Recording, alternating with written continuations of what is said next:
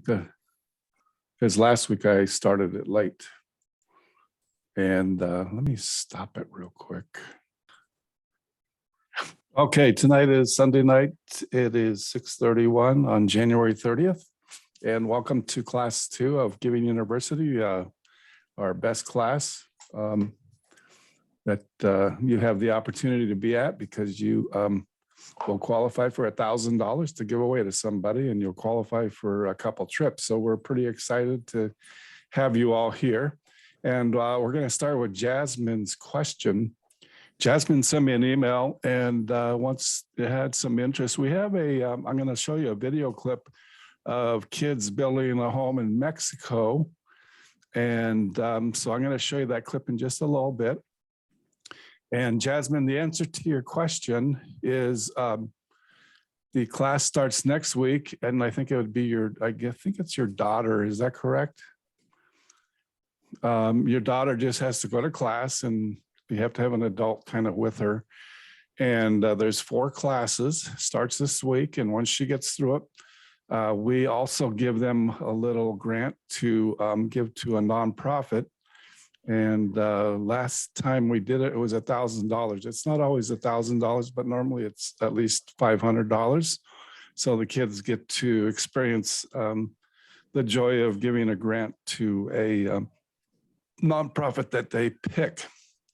Also, you had another question. It says, when should I begin sharing about the April class? Here's what I would like you to do. The April class will be in the first week of April. What I'd like you to do is send me your address, Beth and I and Veronica, and I will mail you our brochure.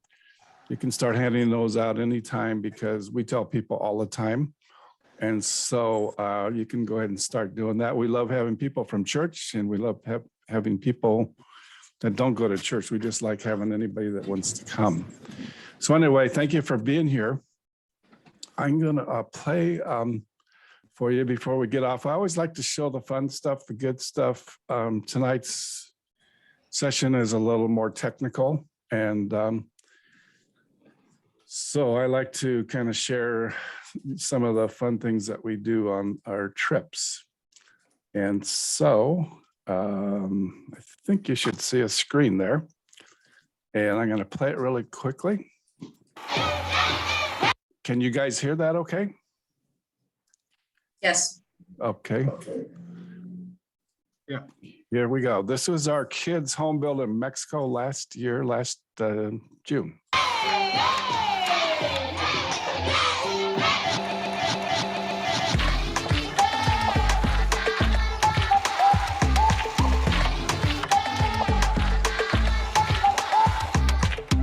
I want to see what I read in the Holy Bible. I believe I could be like the 12 disciples. It's the same Holy Spirit living in me. Ooh, ooh. I want to be radical for Jesus. Yeah. Radical for Jesus. Yeah. Unapologetically living on my faith. Radical for Jesus. Yeah. Oh. Bring your doubts, bring your fears, bring your hurt, bring your tears. There'll be no condemnation here. You are holy, righteous, and redeemed. And every time I fall, there'll be those who will call me a mistake. Well, that's okay, 'cause I hear a voice that calls me redeemed. When others say I'll never be enough, and greater is the one living inside of me than he who is living in the world. In the world. In the world.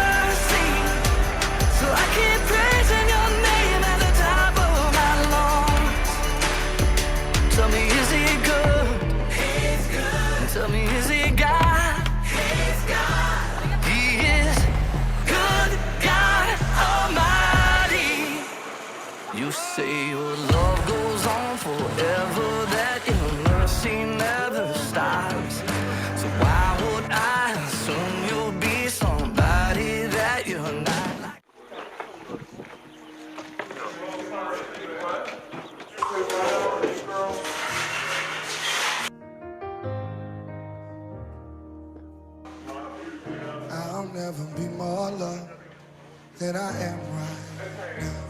Wasn't holding you up, so there's nothing I can do to let you down.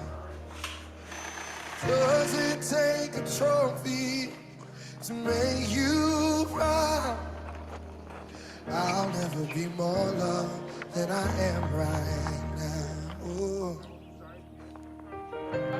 Going through a storm, but I won't go down.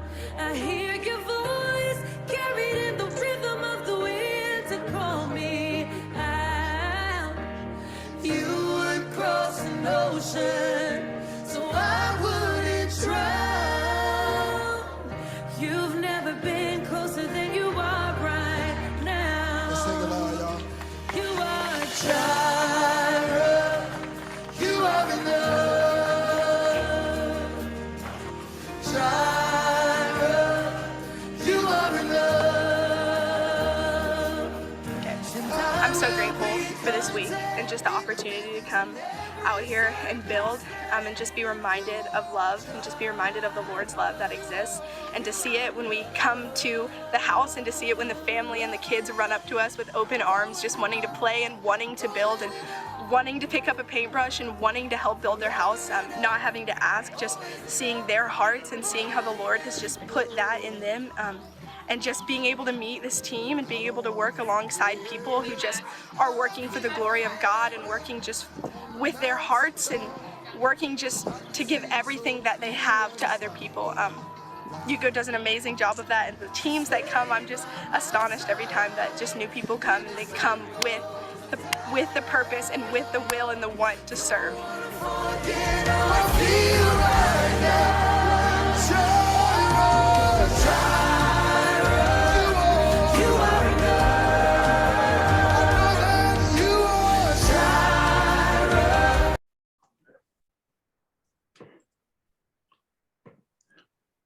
So that gives you a little taste of, that's a fun thing, I'll tell you. That gives you a little taste. Veronica's niece is in there. My granddaughter's in there. Veronica's boss is in there. My daughter's in there. And so that was just super exciting. So if you have kids or have somebody that maybe is not even in our class, but they want to have their kids have this experience, it's not too late. Got to let Beth know. And I think the classes start on Wednesday or Thursday night. Are there any questions about what I just showed you? Anybody? If you My don't, sister and her family were in there, so it was cool to see them as well. who was? My sister and her family, Oh, okay. Was that, what was their names? Shaylee and Dennis Kersey. Oh, okay. Oh, okay. There we go. Yeah, they had a great time. I was going to ask, do we qualify to do it too? Like if we Yes. do this in the next one?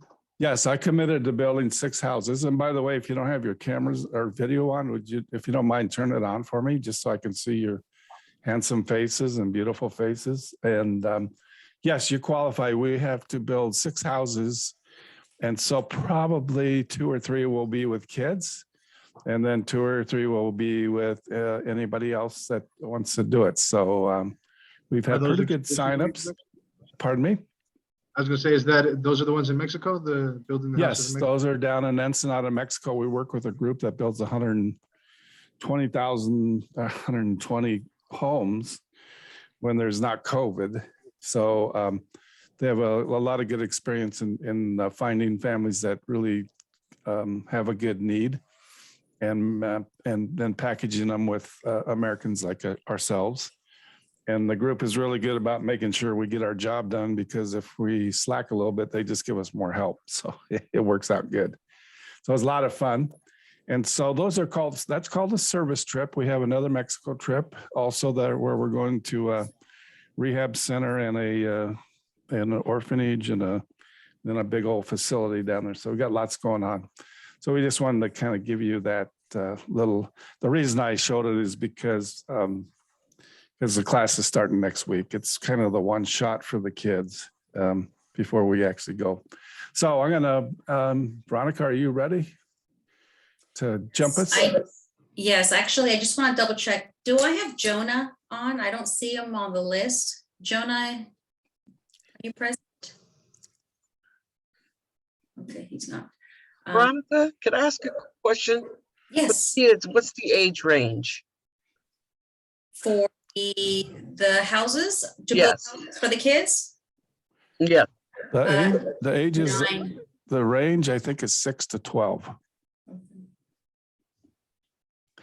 It may be a little older than that because sometimes I mess up on details, but if it's a mature 6-year-old, it's that would be kind of the range. I think maybe 6 to 14 is a little more accurate.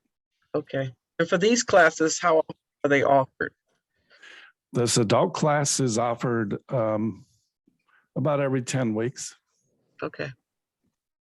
So we kind of keep them spinning. The kids' classes are a lot less often because right now that's the primary event with the kids. All right, back to attendance. Do I have Thank you. Hernandez on? Yeah, I'm right here. Okay. And Melissa? Okay, just want to make sure I can see everyone on my screen, so I just want to make sure I don't miss you. Jeff Robinson? Yes, I'm here. Okay. Okay. It's called Jeffy. It looks heavy. Jeff, is that spelled right? J-A-F-E, is that Yeah, right? it's Hefe. That's all my friends call me. Okay, I'm all what?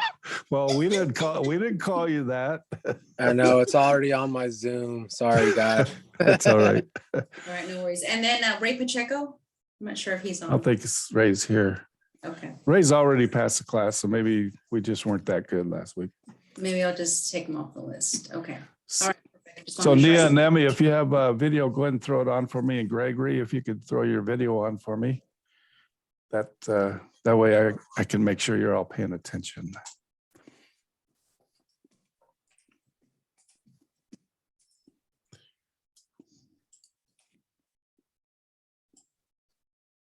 Okay. All right, let me share my screen.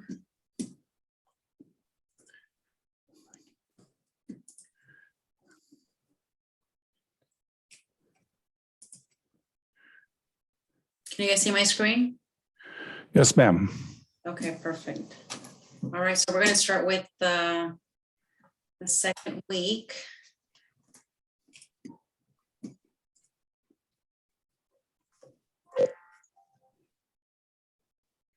Okay, a couple of just questions here. So we created a distribution list for all of you. Are you guys receiving the emails?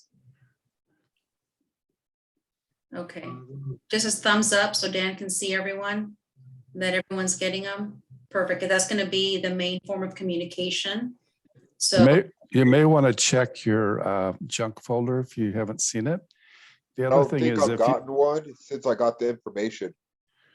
I think, and the other thing is put the email address in your address book and then it skips the junk folder. I'll put the address up on there before we leave tonight. and then also there might be times where we might need a response from you. So if we could just get you guys just to reply to either Dan or myself or Beth, just with an acknowledge or something, so that we know that you've read the email. Okay, what about Facebook? Those who have social media, we do have a Giving University Facebook page. If you guys already signed up, you guys can see the activity. Okay, perfect. It's just liking the page. Yes. Yes. Okay. Okay, and the handouts that were emailed, did you guys get a chance to print those out? Those are from the Yes. first email that Beth sent you. Yeah, A thumbs up would be good, just to make sure that you guys all, okay, perfect. The handouts was up there. Was that a question? Yes, I have a question. For the handouts, is the 990 analysis sheet? Dan, did you get that question? No, I didn't hear what you said. I'm sorry. For the handouts, is that the 990 analysis sheet or is that a different sheet? Beth emailed you your original email. And so she had a few things on there. I just want to make sure you printed out the handbook. I think there's the 990 was on there, and I think there was a quiz also for Poverty Inc. If you need us to resend it, we can resend it just to make sure you guys get it. Yeah, if you could resend the handout. For me. All right, Okay. make sure you Yeah. send us an email, and we'll do that. Happy to do that. Right. Okay. Send that to, would I send that to? Send it to Veronica and myself. Is it called Giving University Course Handout? Yes, that's it. That's it. I got it. I haven't printed it, but I could just like copy and paste it and make it into a Word document and just add my answers to it. Is that That's all right? fine. Sure. On the 990, it's nice to print those out because we kind of do work in class on them. And it's just easier to work with them if you have a printout. What is this 990? We'll be talking about it tonight. We'll It'll be cover your it print. today. Okay, so let's move on. So based on the information, was that a question? No, okay. Based on the information that we talked about last week, which people are in need, or which people are you most passionate about? So if we can get a few people just to kind of share what their passion is, we'd like to hear about that. For me, I say it's like people with mental issues, like mental health issues. Okay. Yeah, I have a couple that are very personal for me because it's in my family. That's albinism, mental health, and autism. Okay, thanks, Sherry. Anyone else? No? Juveniles in at-risk environments. Okay, thank you for sharing. So why do you think it's important to have to find the passion? I think it's important to find out what you're passionate about, because I think that you're more vested in it. You know, you really want to see it come to fruition and see change come about with it. It's because you're more involved. Without connected. passion in something, you don't see value in it. That's a good one.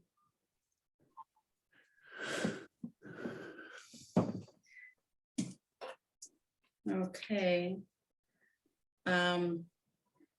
So those of you who don't have a passion yet, within the next few weeks, I think as we're sharing stories, as we're sharing different organizations, hopefully it will spark up an interest in something that you can look into. Also on the Facebook group page, we put a lot of stuff up there, and sometimes that'll kind of spark a little bit of interest, or there's a chance it could. So I'm just going to drop these in. So you'll hear a lot of these terminologies I will be using, like the 501c3. It's the organization that is registered as a nonprofit. This 990 form is which you'll be really mastering. It's pretty much every organization that's registered as a nonprofit will have a financial record, which is this 990. And so it's public record, it's public information. So as you're doing the research, we'll show you exactly where you can get this information from the organizations that you'll be researching. And then you'll hear NGOs, this non-government organization, you'll hear this terminology a lot that we'll be using.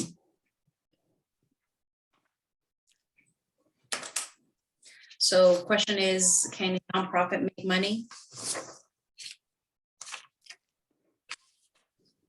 Anyone? Absolutely. Donors, personal contributions, connecting with, other networks, you can get money that way. Yeah, I think so. I think they can make money too. A lot of donations, yeah. Right. What about nonprofits? Can they pay employees? Yes, they can. I'm a witness. Yes. Staff? So what makes it a nonprofit? I think what makes it a They don't sell a nonprofit, product.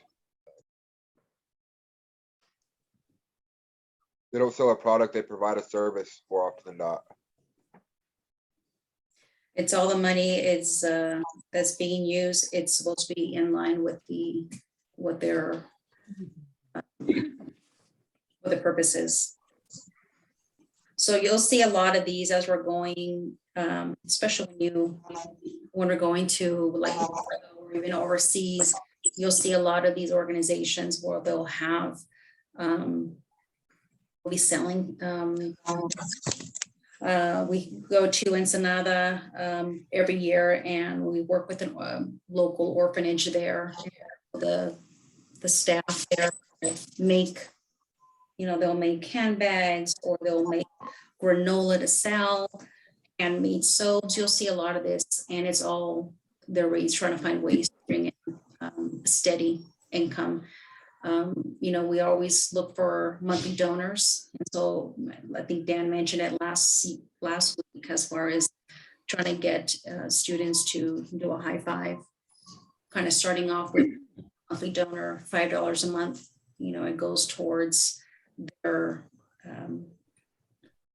steady income every month. So you start low, and as you're able to increase it, it's blessing the organization.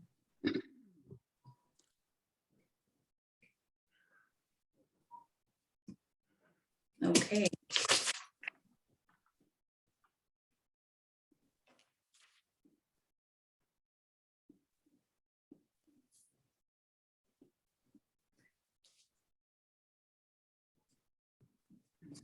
Let's skip on these.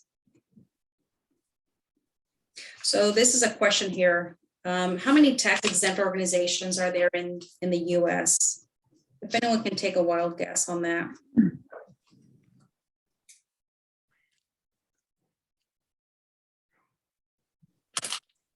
Anyone? 1.6 million. 1.6 million organizations are registered. That's crazy, isn't it? That's a lot of them. That's a lot of them. Did anybody even think it was that close to that number? No, I was gonna say 1,000. How many? I guess 1,000. 500,000. 500,000, a couple thousand. Yeah, this question I thought a always, million. this question is usually very shocking actually for a lot of people because there's so many of them. But I wonder, like, how many of them are actually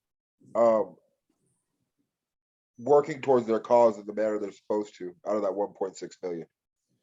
Well, that's what we kind of take a look at when we do some research. But those are ones that file tax returns. So they have at least enough interest in what they're doing to file a tax return. But there's a lot. That means there's a lot of good ones.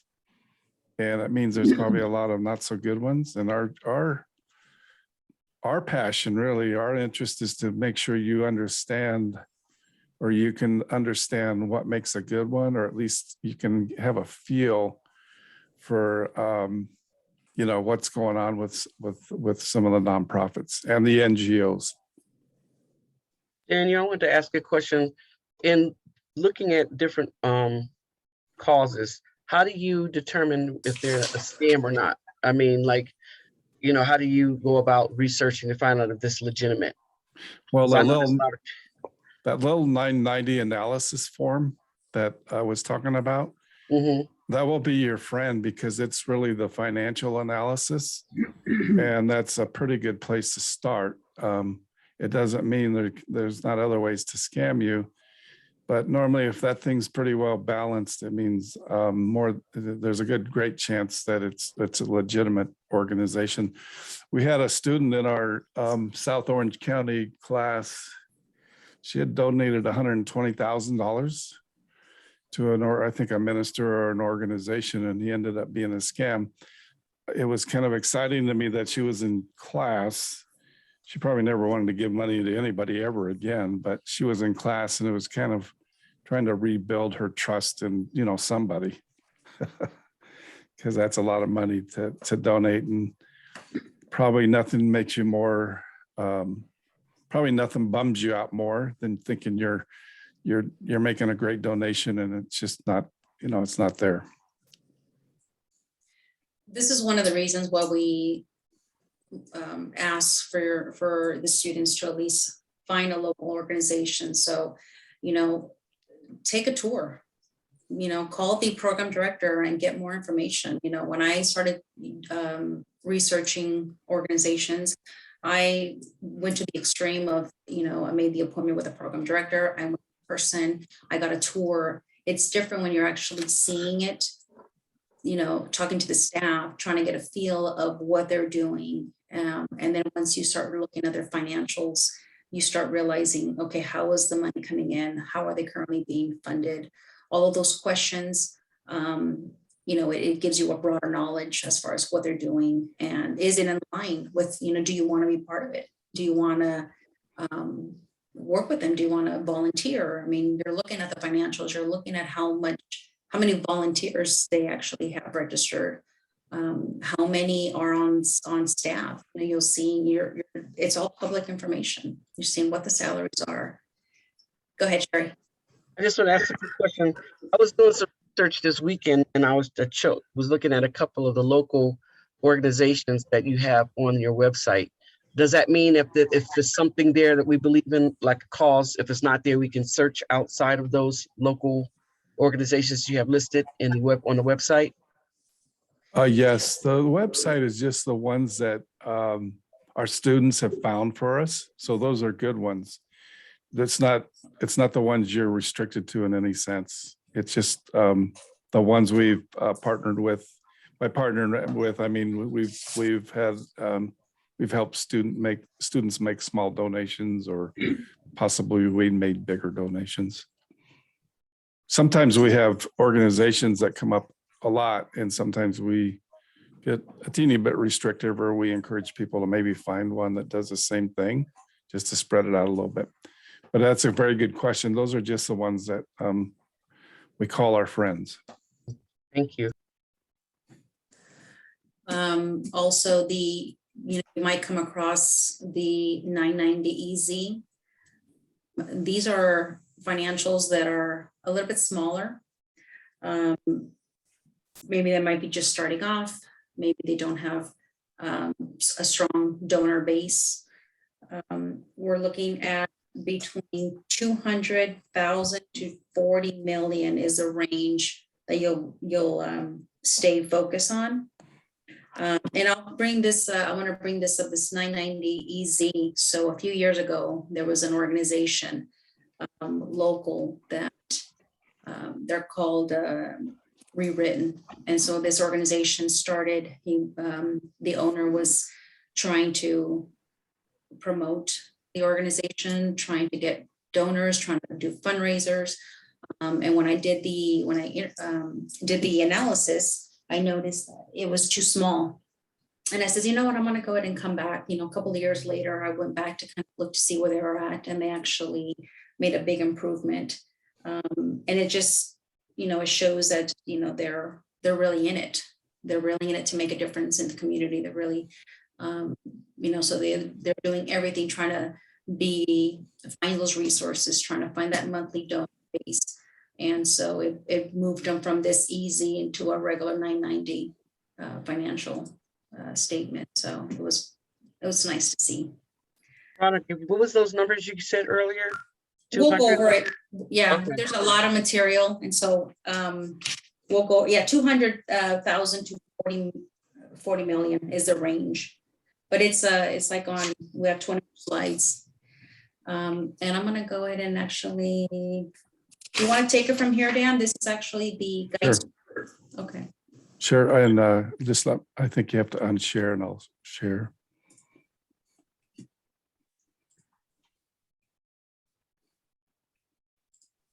Dan, can I ask you a question? Sure. How do we go about finding the public 990? That's what. Is that's there a what we're- website that we can go to, or? Yeah, if you see the screen right now, Okay, do you see the screen investigating 990s or nonprofits? yes, sir. So basically, it's right some there of in them are front of me. so small that they start with 990 easy. Sometimes we'll approve those, but normally it's a little more difficult. And it's just because they're kind of like a startup. The best place to go, and I'm going to send you the PDF of our instruction here, is guidestar.org. And that's where good nonprofits post their tax returns. Everybody's entitled to tax returns of nonprofits because they're public. And so that's that's the link, and that's the password, or the username and password. The only thing we ask is like, don't go into it during class because we only have 2 passwords. And if 3 people are in there or 4 people, then you can't download the tax returns. So anyway, that's the answer to your question, I believe. And you can see on the screen here, that's GuideStar, and that's the login and the password. And so you sign in the top right-hand corner, and this is what it looks like when you sign in. And I'll show you also I'll do a sample with you actually live in the GuideStar, but these are just kind of statics of how you get into it. But the GuideStar is very good because there's a lot of the 1.6 million are in GuideStar, and then it's sorted by zip code, by city, by interest, by what they do, by how big, how small. And so there's all kinds of things. Like if you live in Denver, you can do a sort by Denver, and you can see all of the nonprofits that are in the Denver area. If you live in Texas, it's the same thing. You can kind of take a peek around.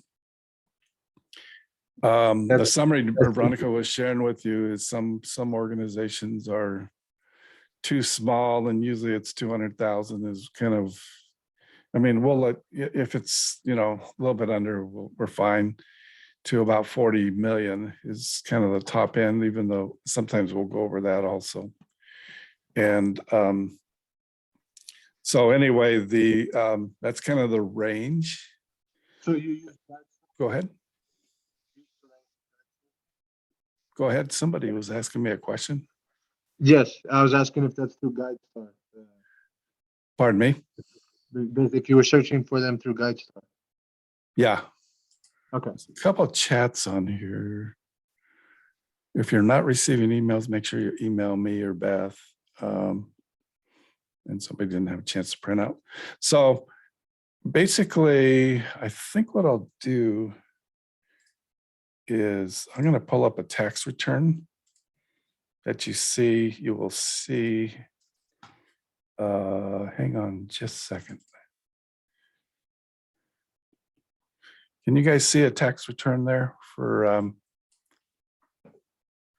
organization called Walk on Water? Yes. Yes. It's shown on your screen. Okay. Yes. Actually, let me go into GuideStar because that way you can see how this works. So bear with me here as I try to keep you on my screen. Probably close everything I wanted open.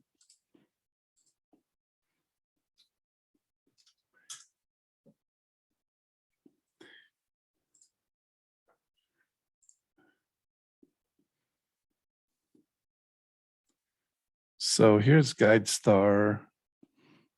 And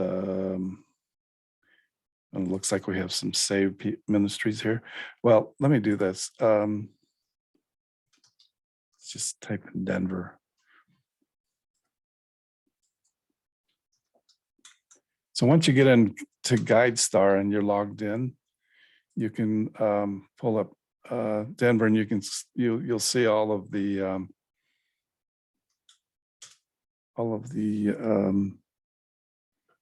nonprofits. There's 2,100 nonprofits in the Colorado, it looks like, unless it's picking on just Denver.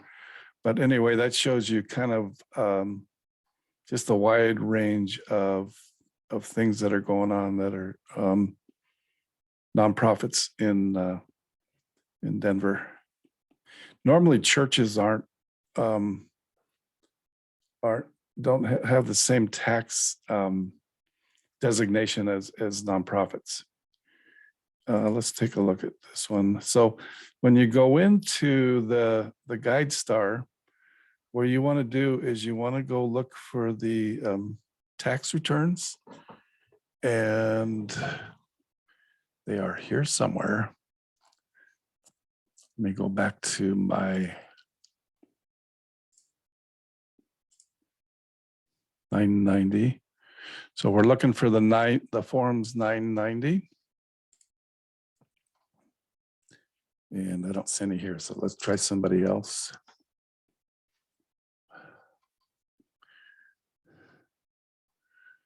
Let's try cross purpose.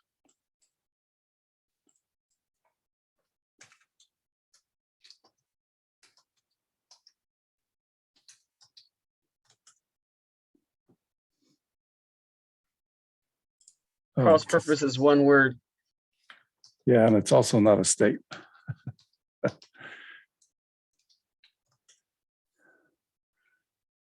It's here somewhere. Oh, it's all one word. I'm sorry. It's the third one down. Here we go. So here we go. See down here the tax forms? That's where you're hunting for. It's a little difficult sometimes to find it, but I'm on the page for cross purpose. Here's their mission. And here's what we're looking for is these guys. And so what you'll see in here is a list of the last couple of years. Sometimes you won't. Let's see, we're in 2022, right? So it's a couple of years back. Usually it'll be 2 or 3 years back. And what you do is you key on that, and that's the tax return that you're looking for. And that's the thing that we'll kind of go over tonight. So you can download that. Usually it's best to download it on your computer, and then you can kind of go through and take a look at it. Do we need to sign up for GuideStar?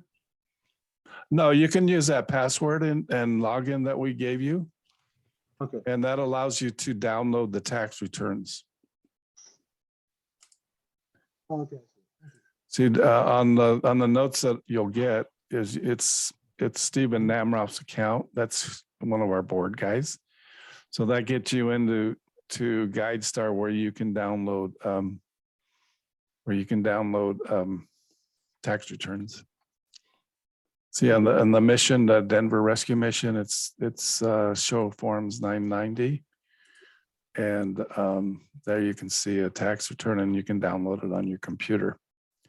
And that's what you're doing. We're looking for numbers in here. We're looking for numbers on about 5 different pages because that'll tell us the story that we're looking for. And so that's how that works. So what I'd like you to do this week is try this out, just see how it works.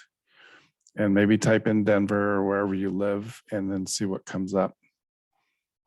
There's all kinds here. There's a food bank. There's a Jewish Family Service, Habitat for Humanity. So not all of these qualify for our assignments, but a good many of them will. But if you can't think of anybody or don't know of anybody, here's a good way to go looking for somebody. And You can go by GuideStar's ratings. And then you can just click on that and it'll sort it down a little bit for the ratings that they give. Our ratings are a teeny bit different, but at least that kind of gives you an idea of what's going on. Then going in this box, you can look for subjects. Philanthropy, sports and recreation, all kinds of things in here. And you can see the health ones. Remember, it has to help people. That's mainly what we're looking for, not animals and not medical or research and things like that. So anyway, if you go back to my notes, you'll see we point you to this little part here. Some of them don't have their Form 990s here, and if they don't, that piece would probably be missing. So again, back here is, that's kind of the range we're looking for. The other thing you got to keep in mind is we're looking for somebody within 100 miles of where you live, and they need to be doing their primary work, not their accounting, but their primary work within 100 miles of where you live. Is a place you could drive to if you really wanted to. I had a student give me a great organization. I think it was horses and helping special needs kids and stuff like that. She lived in Orange County, and she the corporate office was in Newport Beach, but what they were actually doing, their work was in New York, where that's where the horses and the kids were. Somebody said something. You guys feel the earthquake? Oh, where do you live? Rancho Mirage. I got a little text right now, a little message. Oh, you did have a little earthquake? Where do you live? I'm in Orange County, California. Oh yeah, you're pretty close. Yeah, Veronica, did you feel anything? No. Oh, okay. It It reminds me, my son, he took the lawyer test and had a big old earthquake during his test. He went under the desk and then he went back up and finished it and passed. So That's right. it's a lot smarter than I am. So since you want us to be able to do it like within 100 miles, does that mean I could choose someplace in Wyoming if I wanted to? Because I Yeah, live somewhere within driving range, 100 miles is kind of the limit. well, that's Where close. do you- Like where do you- Wyoming's only 30 miles from me because I live in Frederick. Yeah, that's fine. That's fine. Is A lot the of church times okay? we like you to deliver the check or go visit them at least once. And so that's kind of what we have in mind. Now, Is if the you church- go, I'm sorry, go ahead. Is the church okay? Churches usually aren't in these 990s. They don't have a 990 form. Oh. So churches really don't qualify Uh-huh. because they have a different tax structure. What if the church has a food bank? Well, they have to have a separate organization. Oh. I have some friends in San Bernardino have a church, and I keep asking them for their nonprofit food bank ID so I can give them some money, but they never get it to me, so they don't get any money from me. It's just separate. They're separate. They're separate types of organizations. But if you look in GuideStar, you won't see churches. The nonprofit food bank ID, you said? Well, they got to have a 990. They got to be in, if they're not in GuideStar, they don't necessarily have to be in GuideStar, but they got to have, they got to be 501c3. And they have to have this form 990. Yeah. I think they're not, I think they're not 501c3s is really where the break is. Hey, Dan, could you go Yes. back to the password and the username, please? Yeah, I'm going to give you a copy of all this. Oh, great. Thank you. Yeah, I'll send you the PDF. Yeah, we'll get you in here. So this slide is kind of broken up, Well, anyway, what we're going to do is we're going to go to page 1 and we're going to look on line 9, if you can remember that. And we're going to divide 9 and 12 and then see if it's more than 70%. So for this tax return, I'm not sure what organization this was, but if this is when you start getting a little serious about your organization, this is page 1. You'll look at line 9 and line 12, and you'll divide one by the other. And let me get my other form here. There's a lot that goes on. This is a little bit overwhelming, but it's okay.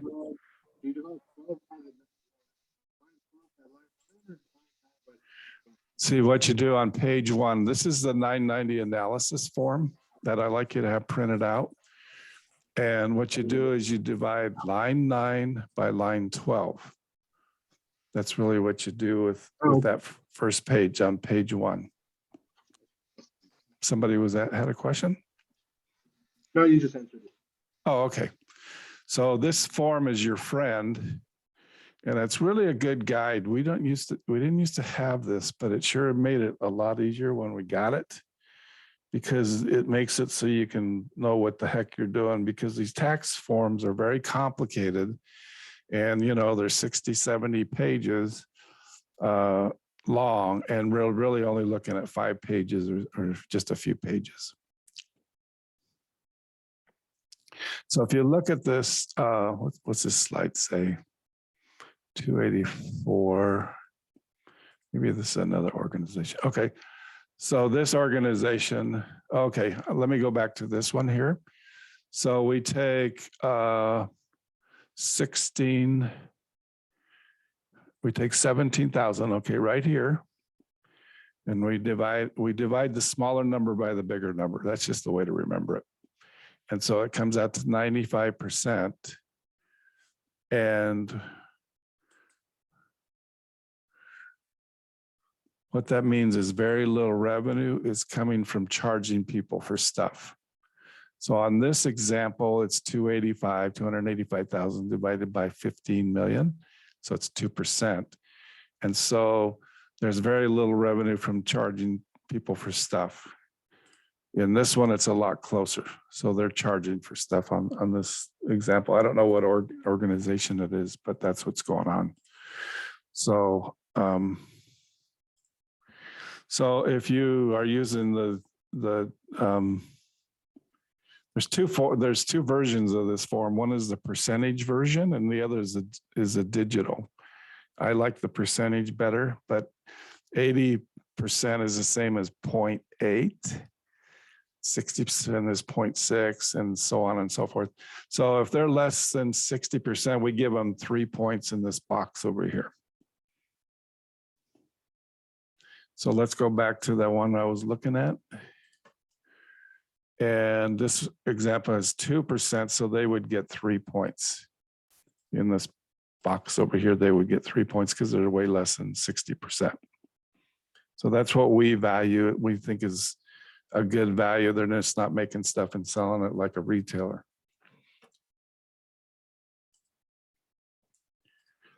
Accomplishments on page 4. I'm sorry, page 2.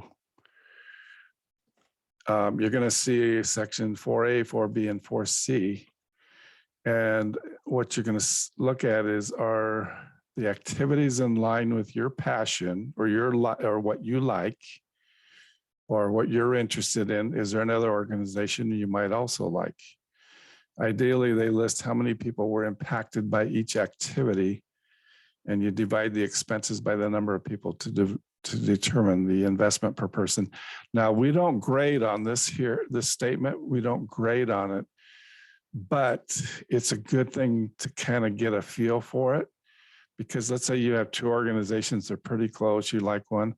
If one is spending, let's say, $10,000 per person, and the other one is spending $300 per person, probably the one spending $300 per person is a little more effective.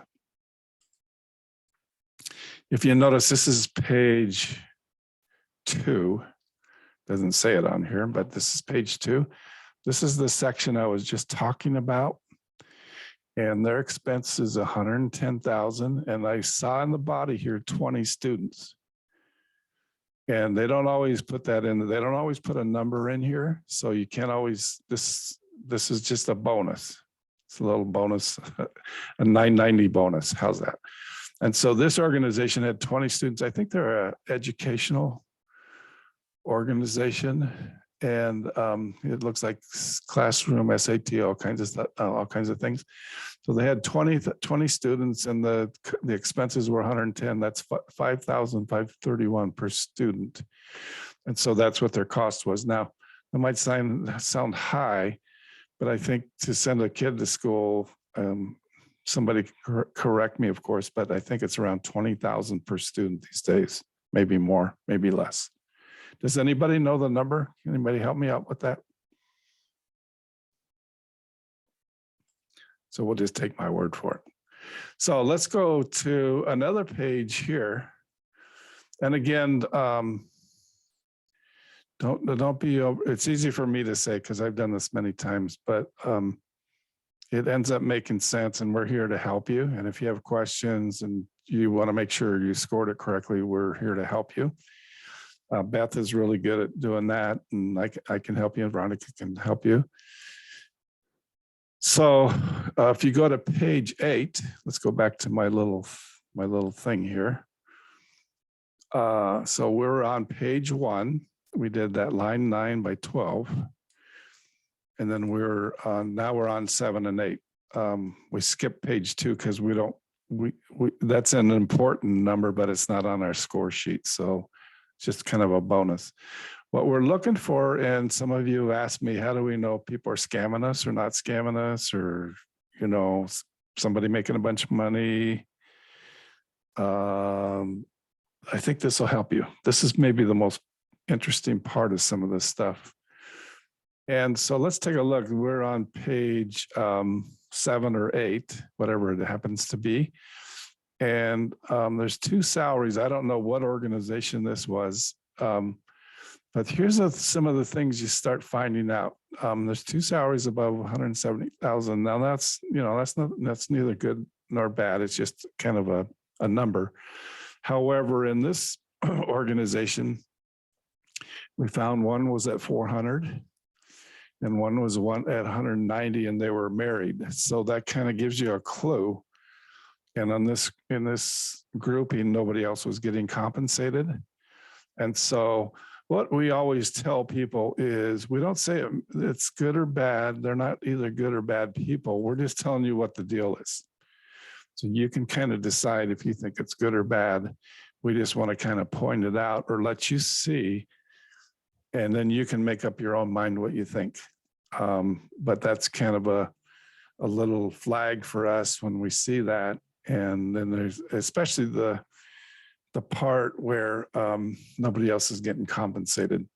If you go back to my magic analysis form, where we give them a score, what we do on the scoring is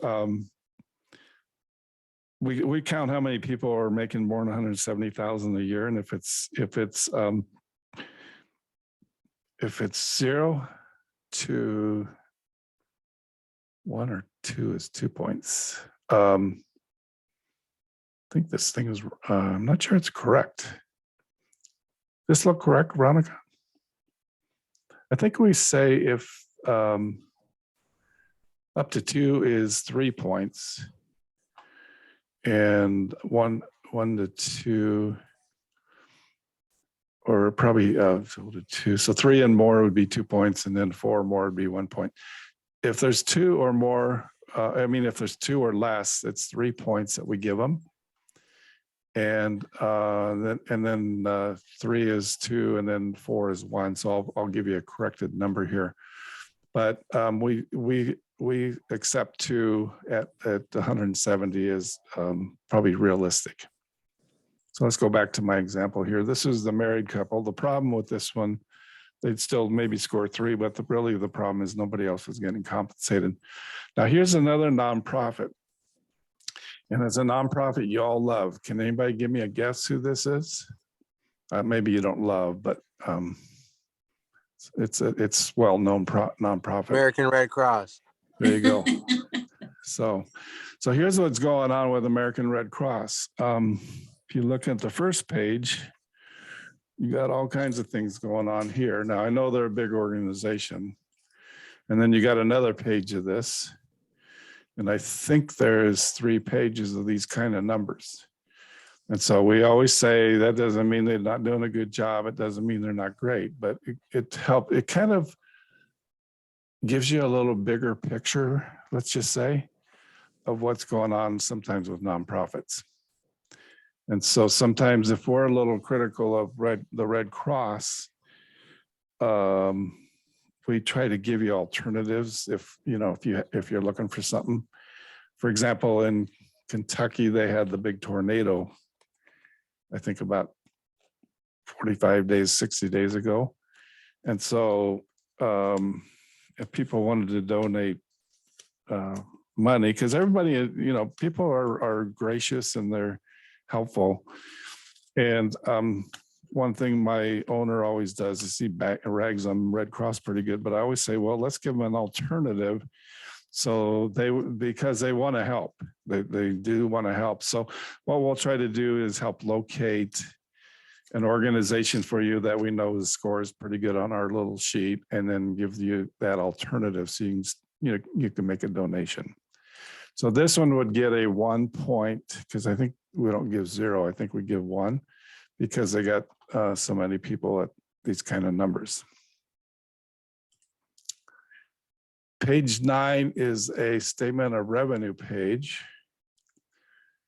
And let's see what we got here. So we're dividing government grants. Okay, here's what goes on. A lot of nonprofits get money from the government. And so what we're trying to do is say, okay, we understand the government's going to give you some money. And then here's like your total money in is the 7 million, and the government's giving you 5 million. So they're giving you 78% of your money. And so let's look at our little score sheet here. And we like it to be less than 60% you always want to get 3 points in this box over here. That's what you're aiming for is 3s. So in this one, if you're less than 60, you get 3 points. It means the reason is this: if the government shuts you or cuts you off, you're kind of done. If you're at 90% or at a real high percentage, because you're counting on this government grant to keep you going. And if they decide they don't want to grant funds to you anymore, then you're in trouble. It's like a business that has a mega customer. Let's say you're a $10 million business and you have a customer that's $9.5 million. That's really good, except if the customer goes somewhere else. And so that's where we get that scoring right there. What to look for in a 990 on page 10. Let's go back to my little sheet. Page 10, and we have 3 things we look at on page 10. So if you really look at what we're doing here, to give you a kind of a summary, we're looking at page 1, we're looking at 2 lines. We're looking at page 7 or 8, so that's 2 pages. We're looking at page 9, and we're looking at page 10. And so the real quick summary of what we're doing is we're asking you to look at 4 pages. Now there's certain times that we want you to look a little deeper than that, but this really starts giving you a feel for what we think is important with the nonprofit. So page 10 has a lot of information on it. And so hopefully, let's go back here. So here we say, look at line 1, grants to other organizations. So let's go look here a minute. This is page 10. Line 1 is they're giving other organizations $2 million. And their total is $57 million down here in line 25. Let's see if that's what we say up here. So 25, line 1 and line 25. So what we're saying is divide line 1 by line 25. Is it more than 10%? So line 1 and line 25, you can see them here. And so we're just taking and dividing this by this, and we're getting a percentage. And so we're trying to just see if it's a pass-through organization, which isn't a bad thing. But if they're passing through 100% of what they're taking in, that's just what they're doing. They're really not a nonprofit per se. They're just kind of, they get money and they pass it around. And so we like to see this kind of be a low number. And right here, we like to see it be under 60%. So it's still a lot. I mean, we're being realistic. It's still a lot, and they can do a lot of great things. We just don't want to see it above 80%. We really want to see it under 60%. Okay, so that's kind of the pass-through thing that we take a look at on page 10. And then functional expenses. We're on page 10 still, line 25. And we divide the numbers in the third and fourth columns. So I know this, you go, yeah, Dan, this is exciting. But anyway, it's not that bad. So we're looking at 8.6 million, which is total expenses. And we're trying to determine two things. One is the management of the organization. And we want it to be under 10%. And we're looking at fundraising. And we want that to be under 10% too. So let's go look at my little sheet, see if that's the truth. This is the management, this one right here. So we're saying under 10%, and then this one is the fundraising, and it's 10% is the high mark. So that's correct. And now let me say this, it means that you're running a pretty good organization when you're managing it for 10%, because you got to pay people, you got to have copiers, you got to have internet, you got to have, you have to have stuff. I've been to Cross Purpose and they have a real nice facility, and that honors the students that go there, and it's a good thing, but it all costs, it costs money and people have to run it. The other thing is on the fundraising piece, a lot of times people get kind of religious on me and they always think zero is like God or something, or highly religious. And I always say, when you have an organization, you need to make sure people know about you and they know the good things you're doing. If you're really doing some good stuff, you need to tell them. And that means you have to have some marketing, some advertising, some social networking, because you want people to know about what you're doing, and you don't want to hide it under a bushel. And so, when people say, well, I'm at 1% or 0%, I said, well, you're not telling anybody how great you are and the good things you're doing. And I think that's really important. So that's kind of the down and dirty look at things. So I'm sure you probably have some questions. And so go ahead and fire away, and let's see what we have here. Any questions from anybody? I know when I got do a this. question, Dan. Okay. On the 990, what if it's a newer 501c3 that hasn't actually filed, and it's not with the website? It's not listed. The 990 is not listed on the website yet. Say it's only 2 years old.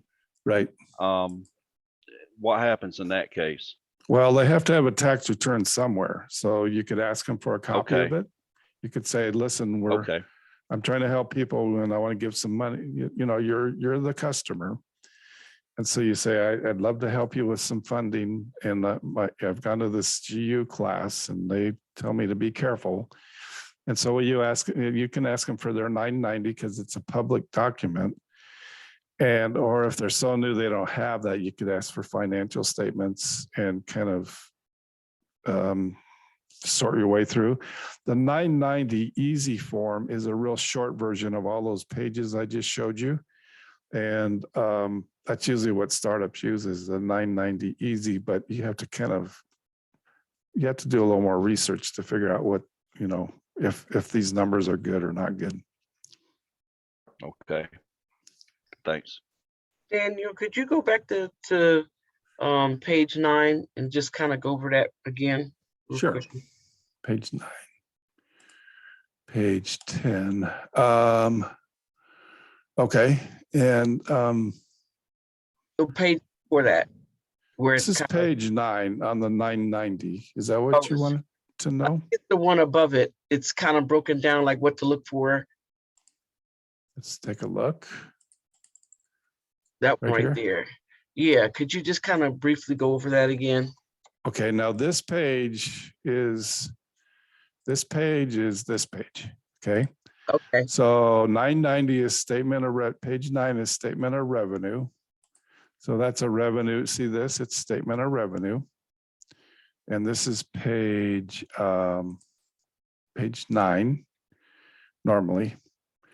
And so we're looking for how much revenue comes from government grants. Okay, so let's go here and see our big green arrow here. That's government grants. And then we're saying that your reliance on the government is a risk. And then your total revenue is a big number down here. It's the total H. Here's your government grants, and then here's how all your donations that come in, the $5 people, a whole bunch of them. And so this is the government, this is a whole bunch of people, and then this is your total revenue. And we don't like to see this be super high, because that means you're just at the mercy of the government. Even at 60%, it's a lot big part of your, what's going on here. Did that help you a little bit? Yes, it did clear up a little bit more. Thank you. Okay. And I'm going to send you a 990, kind of a short one. And if you want to print it out, you can kind of go through it and, put and see what you can do with the numbers. Hey, Veronica, do you have any, did I do okay? Or do you have any comments? No, I know it's a lot of information to process, and the numbers are, they can get confusing, but if you have any questions or if we can be of any assistance, we can definitely walk you through these. We'll definitely do a few that within the next few weeks. We'll do one, and another form that you'll be hearing besides this 990 analysis is going to be the organization review. And that's probably, I think it's the next slide over. Organizational review. I don't know if it's in this group. Oh, here it is here. That's really the, that's the form that you're going to give every, it's basically about the organization, what they do, what their purpose is, what their mission statement is. Right. What impact are they having? Everything about that organization. And as a matter of fact, I'm going to I pulled one up, Dan. I'm just going to share this so that people can see what. Yeah. What I tell people is this. I said, if your 990 score is really low, this part, don't do all this work. So, yeah, because it cuts to the chase, but you yeah.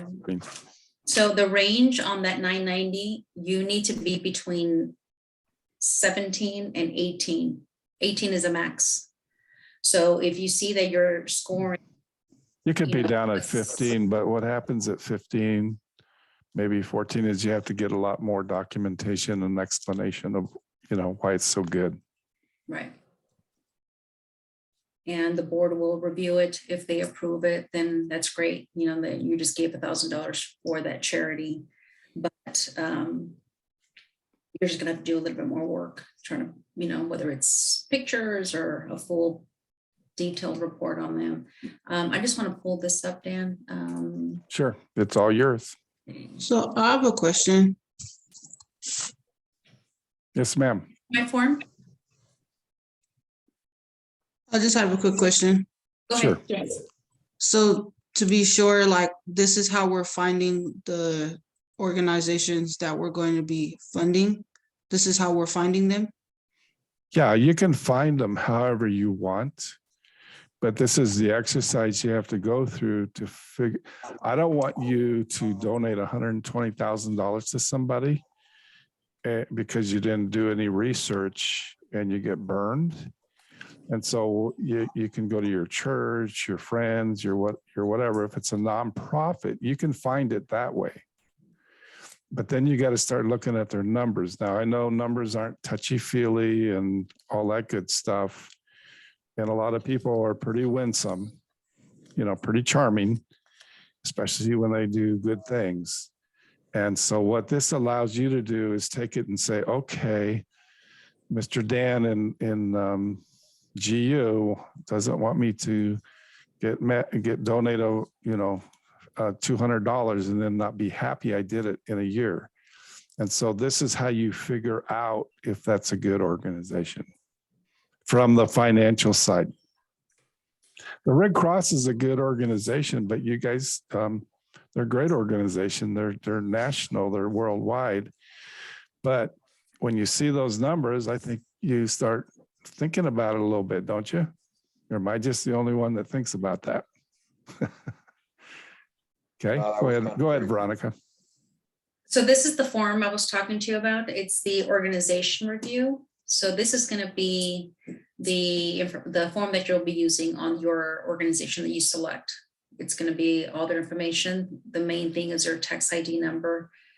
And it's going to, you know, you're going to list everything, what they do. And then this information, you're going to find it from the 990.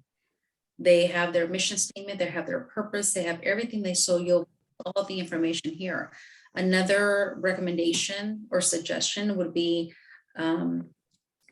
call and, you know, meet with the program director. You know, right now it's so sensitive, but if you can go in person, you know, that's more information that you'll get instead of what's on their financials.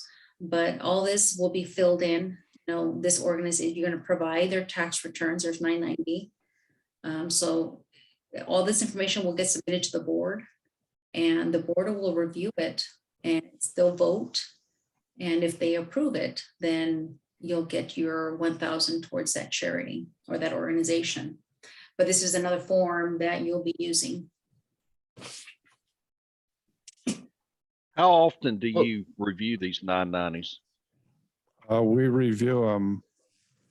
Well, if you turn in a good one, we review them one time, because if you're good, you're good. I mean, how quick?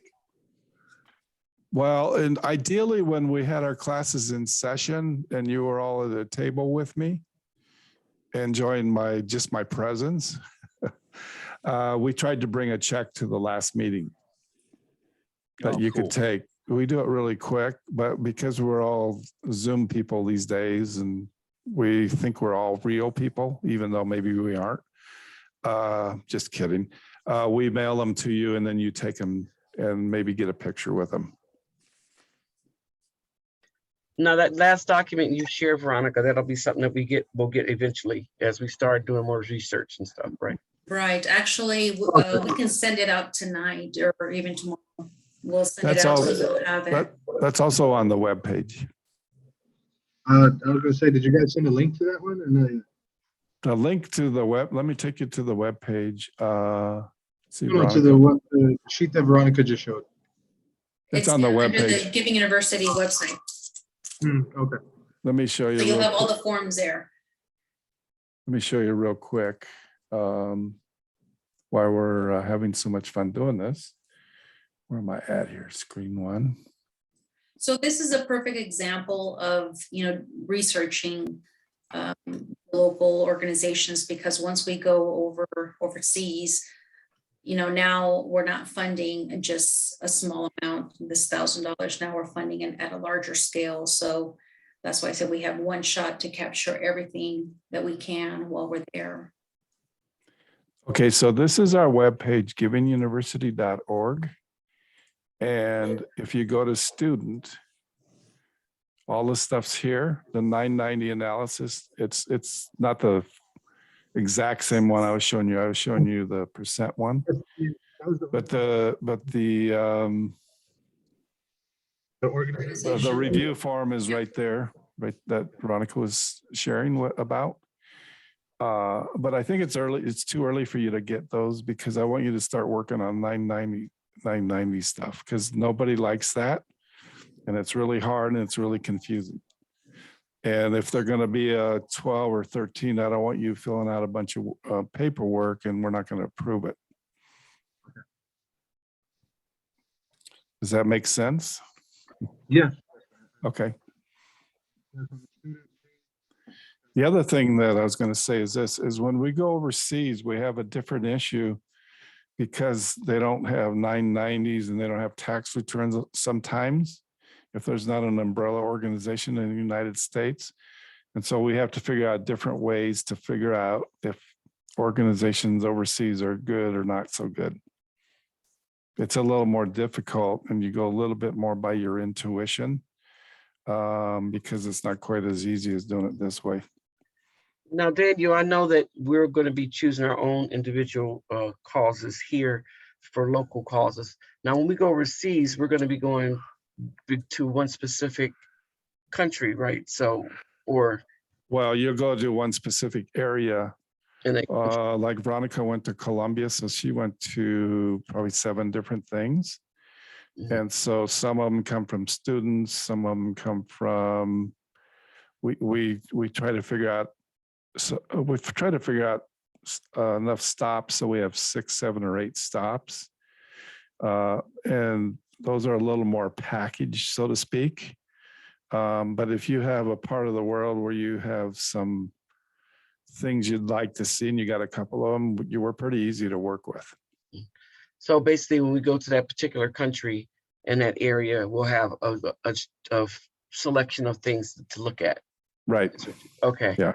Like when we went to Cambodia, we had a special needs. We had 2 special needs. We had a house where people die. I forget what you call those. Hospice. Hospice. We had an inner city kids program. We had a sex trade thing. We had a mixture of stuff, and we went to a really nice nonprofit, and we didn't really fund it because they were pretty well funded by the United Nations, but we try to show you really good stuff that's done nicely, and we try to show you the desperate, because there's a lot of desperate out there. There's a lot of desperate out there, but we don't want everybody to be ashamed of quality. But yeah, but usually if like when we did the Philippines, one of the students had a orphanage she wanted to see, so we added it to our list. So now, we try to listen. So basically, we get that information prior to, or we get there, kind of make our decision, and then determine. No, when we go, we know where we're going for the most part. We'll sometimes add a thing or two when we're there, but we have to have a plan, because we have to have, food and places to stay and places to go. But we still have flexibility. Thank you. You got it. I'm going to send you a 990. Did you have more, Veronica, or are you good? I think we're good. Okay. I'm going to show you what I'm going to send you tonight. I'm going to send you 2 tax returns. One is called a walk on water. It's one of my favorites. These guys are surfing type people. And they go out and take the special needs kids into the water and surf with them, swim with, hold on to them. And you can see they're real small amount. But this will be one of them you get. And they just do a really cool thing. It's just one of my favorite things. And then you're going to get right here. I got one that's highlighted. It's OC United in Orange County, California. And they have bigger numbers. And then I got some of the stuff highlighted. So you don't have to go, is that number 9 really 9? Or is that page 3 or 8 or whatever? So it's a little easier to figure out. And so I'll send you this and you can kind of play around with this one here. Now, remember I said, try to get costs per person or per student or per, like this group doesn't have any numbers of people. So there's no way to really figure that part out. But I think it's kind of important. You might want to call the place and say, how many people do you have? How many meals or how many people do you feed? And then take a look at their total revenues or expenses or some number. And you can kind of get a feel for, how much how they're making it work per person.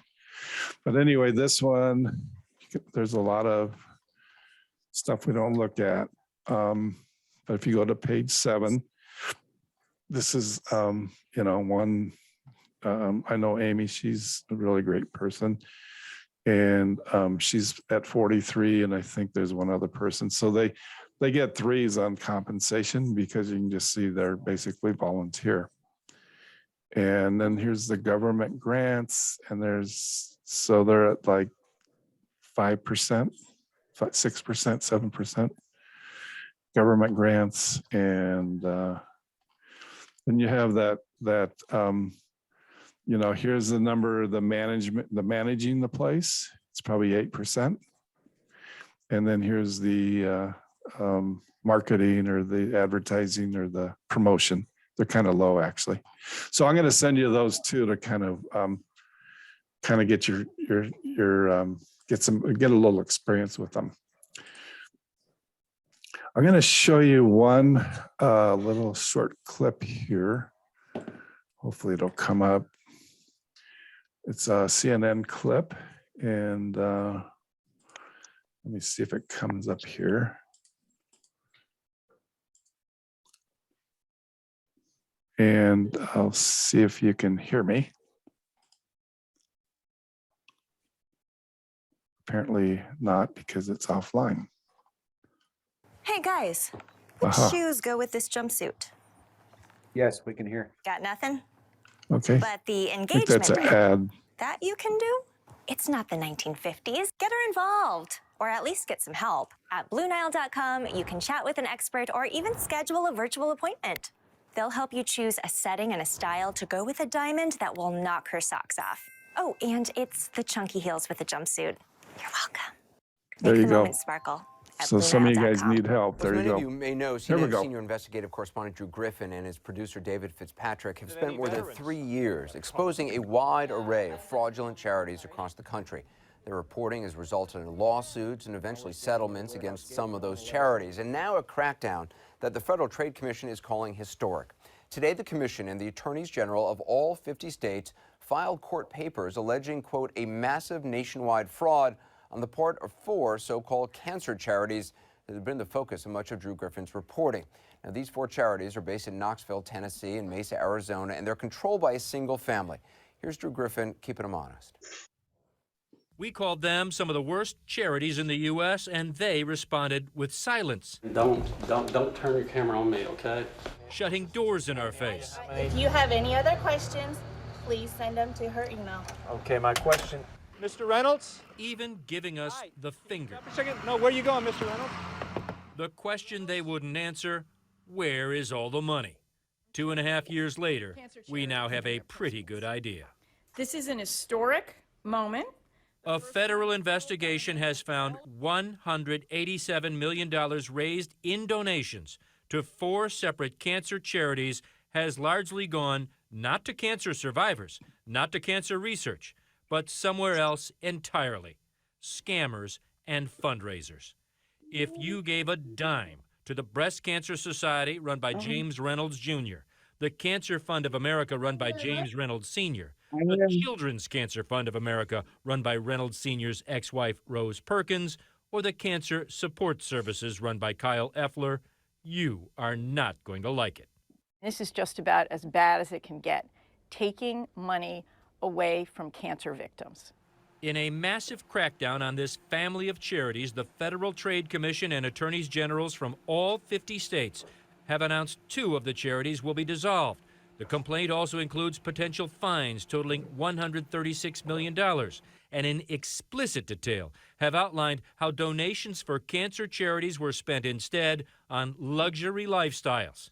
The personal spending, says Jessica Rich with the FTC's Bureau of Consumer Protection, appears to have had no limits. Cars for the individual defendants and others working at the companies, interest-free loans and college tuition for the individual defendants, meals at Hooters, gym memberships, cell phone apps and games, movie tickets, carnival cruises in the Caribbean, trip to Disney World, jet ski rentals, and babysitters for the kids while people were on these boondoggles. James Reynolds Sr. is the only member of the family fighting back. He now runs both the Cancer Fund of America and a sister group, Cancer Support Services. He's refused to talk to us for the past 3 years and apparently is refusing to shut down.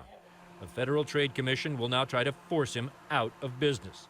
According to the federal complaint, specific promises made by all of the charities to help cancer patients were untrue. These were lies, the complaint says. And instead of helping cancer patients, the Reynolds family charities help themselves. Lavish 6-figure salaries to the leaders and what the FTC calls rampant nepotism, hiring relatives and friends for big salaries too. Want an example? According to federal investigators, James Reynolds Jr., who runs the Breast Cancer Society and gave us that one-finger salute, hired his assistant, Christina Hickson, to be his, quote, operations and public relations manager. He then married her. His salary, $286,000. Hers, $135,000. The charity also hired Miss Hickson's 2 sisters, her son by a previous marriage, her mother, and her stepnephew. None qualified for any of the jobs, says the government, but all paid with donations. They spent virtually all of the money on themselves. The total haul in donations from 2008 to 2012, a whopping $187 million. There were many victims here. There were the people that donated to cancer patients. There were the cancer patients that didn't get the money they needed. And there was the trust that we all have in our charitable institutions. It's unbelievable, Drew. I mean, did any of this money that was raised, the $187 million that was donated, do any good? At most, 3 cents on the dollar went to something that you might call charitable, but there isn't a lot of proof that it really went to any of the people that they said it was going to go to. It's just, I mean, it's outrageous. And these charities, I mean, they're fined more than $130 million. Is there any money left? No, there's no real money left. Those are symbolic fines. The goal here is to shut these charities down. In fact, if the charities that voluntarily are going to dissolve do so, give a complete accounting, then the fines go away. The biggest priority was just to stop this scam, Anderson. So sleazy. How do these people live with themselves? I don't know. It's incredible. Drew Griffin, I appreciate the reporting that you and David have done.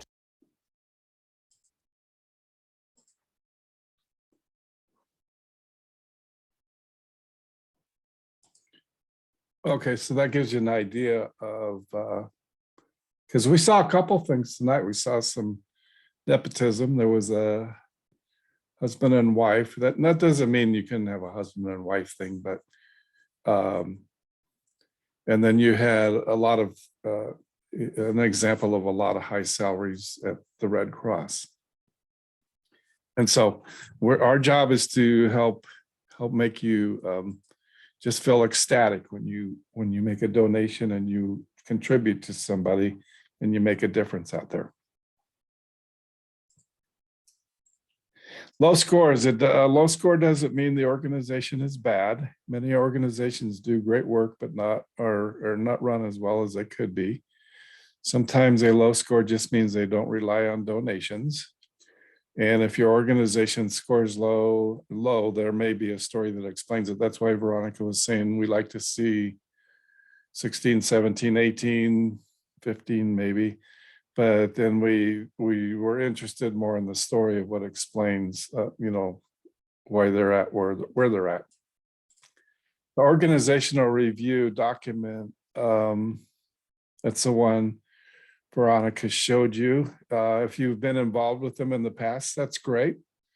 And if you can be involved with them in the future, that's even better. And some people say, well, right, do we have to say that one organization is better than the other? We believe some of them have a greater impact. And basically that's what we're looking for, is the most impact for the money. Whichever GU board members review the application that are the rules we discussed, well, they have their own opinions, and but most of the time we're pretty straightforward, and if it scores well, it hardly ever gets turned down. At times we will come back asking for additional information, and that's usually if we see a little bit lower score. But if you really feel they're good, then just, you might have to give us more information. Local, you must research a local organization that helps local people within 100 miles. Avoid the big organizations, and our numbers, what was it, 200,000 to 40 million or something like that. These organizations are way bigger than that anyway. And so we kind of cap it just on the numbers that we use. And we want to learn about, good organizations out of those 1.6 million. Are on our webpage, we probably have listed 400 organizations that we've partnered with or helped or made grants to over the last 10 years. So homework, find 2 or 3 local organizations that are aligned with your passions or your interests. And they do similar work that you like. Come prepared to propose an organization that you want to assess. So what I'd like you to do is identify somebody, and then we can look it up in class and kind of do the forms with you. If you feel a little reticent about doing it, we'll try to take a couple and do them as samples. If you pair up, sometimes people want to pair up, that's fine, but give us 2 different organizations. Daniel, could I ask you a question? Yes, you can. What happens if there's a particular organization or cause that you are passionate about, but it's not really something that's, I don't know, I guess the word I'm looking for, it's not really, there's no awareness that's been created about it. You know what I mean? Like there's nobody really kind of speaking out or supporting it or whatever. Well, if they have a 990 and they're healthy, I think we'd take a look at it for sure. But they have to have some financial information for us. I mean, we just have to have some financial info, some history, a little bit of history. I know there's a lot of startups, and I know Cross Purpose does a lot of startups, but sometimes it's a lot harder to get funding for them just because they're so new. And there has to be a little bit of body on the bones for us to really put you through the class to do the exercise and just the work. Because really long-term, our goal, sure, we help you with $1,000, but our long-term goal is for you to want to help them, whoever it is, with whatever amount of money you want to help them with, and just make it a part of your life. It's a good question, though. And I know some of the stuff that you guys are doing, and it's all good. It's good stuff. I'm going to show you guys one last video. Any other questions? I had a quick question just about, did you say you guys also do Thursday classes? Yeah, here's the rules on class. It's a good question. You can miss one class and still pass, so to speak. You gotta come and watch this cool video that I'm recording. and do the work. So you can miss one class. If you have a week where you maybe Sunday night you got something that you can't get out of, you can go Thursday night, and they're usually on the same schedule. And so you just go Thursday night and listen in on that class because they're at the same, we're pretty much at the same place. Is there a way I could just switch to Thursday completely? Yes. Okay. You got to let Beth know. Okay. Yeah, Beth's email. I do not believe so. I might have it in an email from you, but I don't remember. Let me see. It's Beth. Or do you have an email on the Veronica? Why don't you send him Beth's email? Yes, sir. I do have Are one. you on our list here somewhere? Yes, sir. I've been getting your emails. All right, what's your email address? It should be jeff.e.robinson 1990 or 1988 at Gmail. Do you have that, Veronica? Oh yeah, there it is. Veronica's, it's the last one, number 19. Okay. Can you send them Beth's email? We'll send you Beth's email. Good question. Good question. I'm going to show you one last short clip of one of the trips we just did. And we did it to Nigeria. And I'm just going to show you a teeny bit of it. And it's this group works with ex-military. And this was kind of the more adventuresome part of a trip. We went there kind of working with the same group, but we didn't go to nearly as adventuresome areas. And by that, I mean a little more dangerous, because our goal is not to put you in harm's way. Although Veronica on her Colombia trip had a little adventure too, so a little special. Hang on just a second.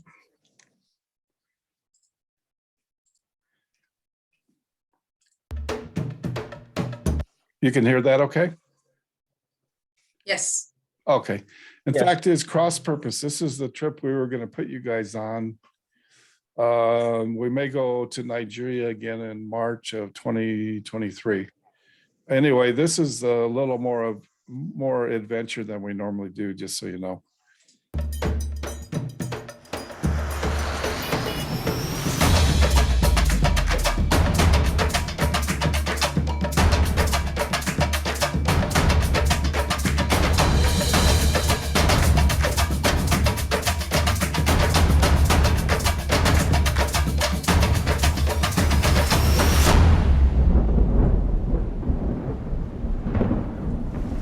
I'm not actually sure how a group of military veterans and civilians ended up in Nigeria. Ex-military or not, Nigeria is not exactly the place that you'd visit.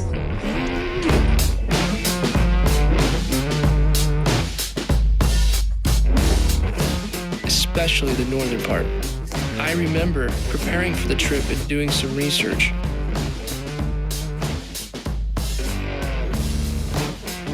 Everything I read said do not go to Nigeria. Even the Department of Homeland Security says to reconsider traveling there. We thought we were going there to help build a training center.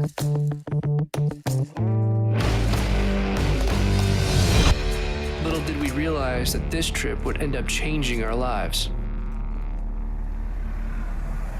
Nigeria is a place that has so much potential if it could just get out of its own way.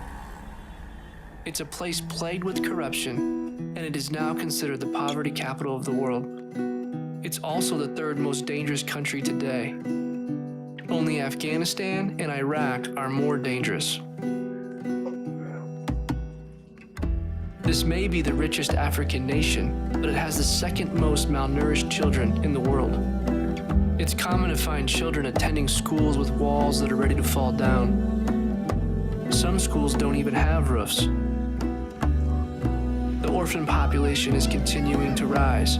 The number of orphans in Nigeria is more than all the people living in the 5 largest U.S. cities combined.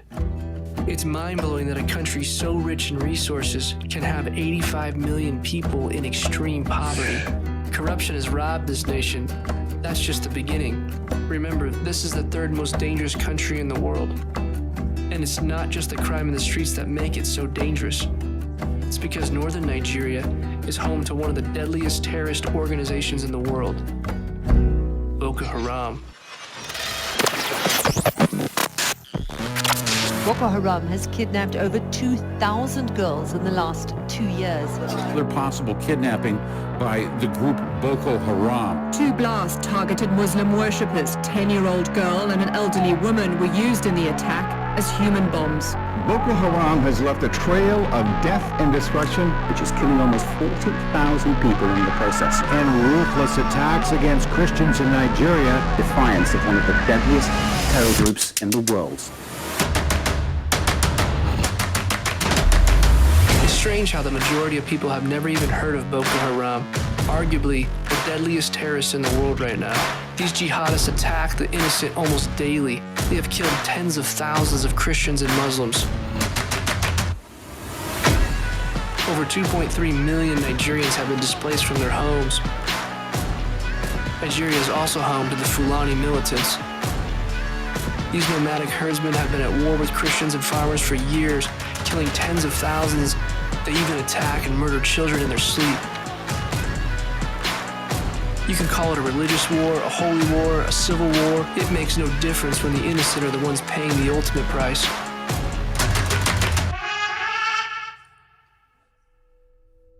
This may sound like a God-forsaken place, but it is far from it.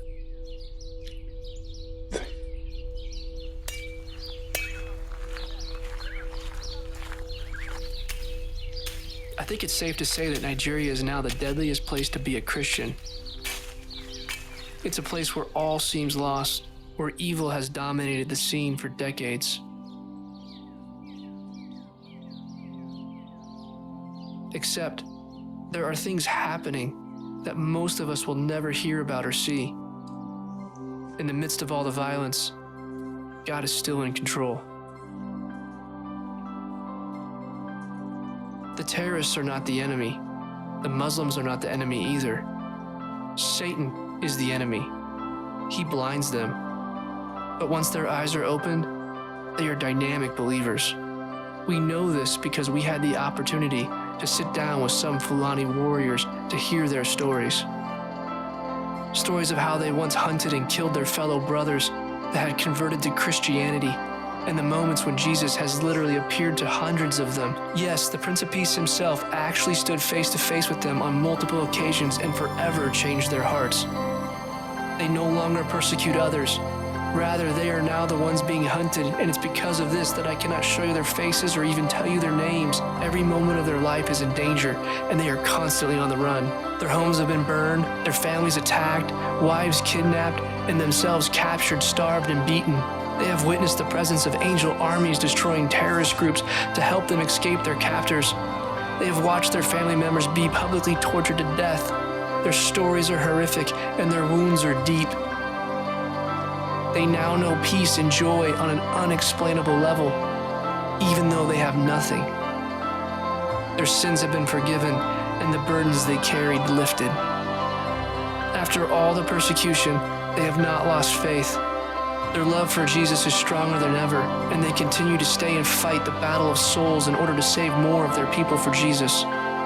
Their message to us was simple: do not play with the salvation you have. Wherever you are, His presence is with you.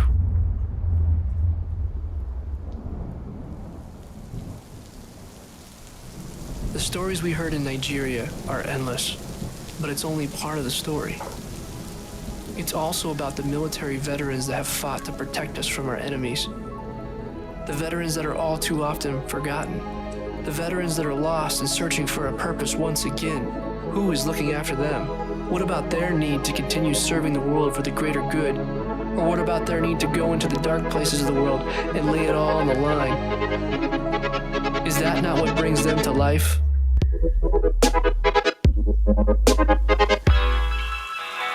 That's the mission of Integritas.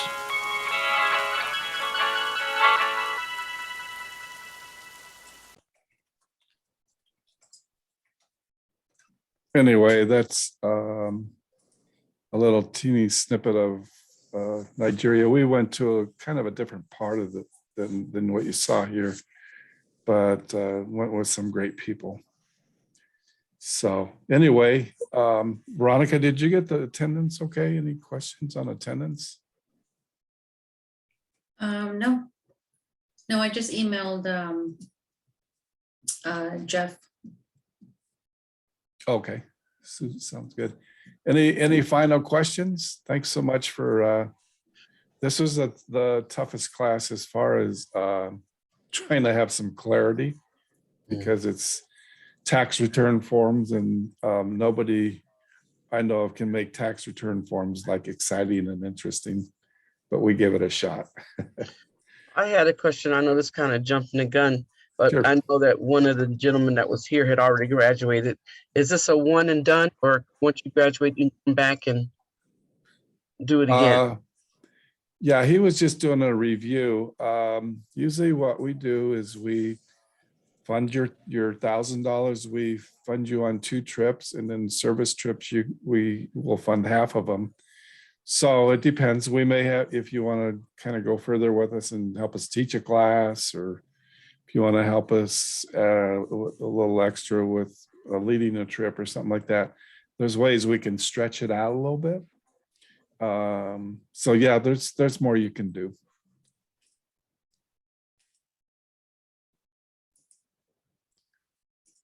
Good questions. Well, thanks so much, everybody. Veronica, stick around just for so I can make sure I get a good wrap up.